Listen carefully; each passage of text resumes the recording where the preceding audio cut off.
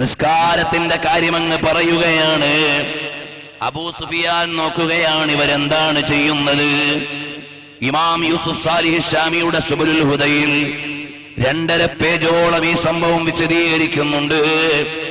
ഞാൻ അതിന്റെ ഒരു സംക്ഷിപ്തം മാത്രം നിങ്ങളോട് പറയാം.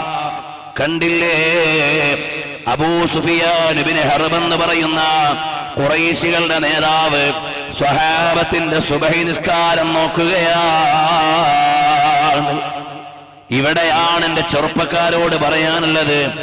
പടക്കളത്തിൽ വെച്ച് പോലും നബിതങ്ങളും സ്വഹാബത്തും നിസ്കാരം ഒഴിവാക്കിയില്ല.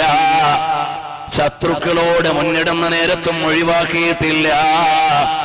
ഏറ്റവും പ്രതിസന്ധിയുള്ള ഘട്ടമല്ലേ മോനെ യുദ്ധം.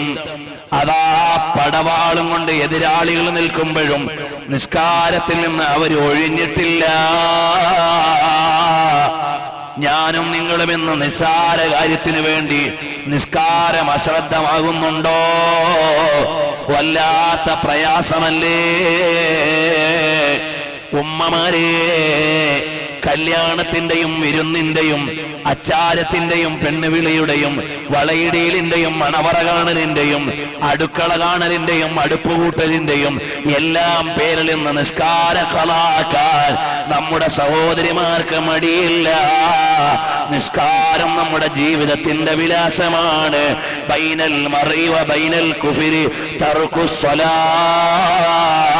ഒരു വിശ്വാസിയുടെ ഐഡന്റിറ്റി എന്ന് പറയുന്നത് നിസ്കാരമാണ്. നിസ്കാരം ഒരു നിലക്കും ഒഴിവാക്കാൻ പാടില്ല.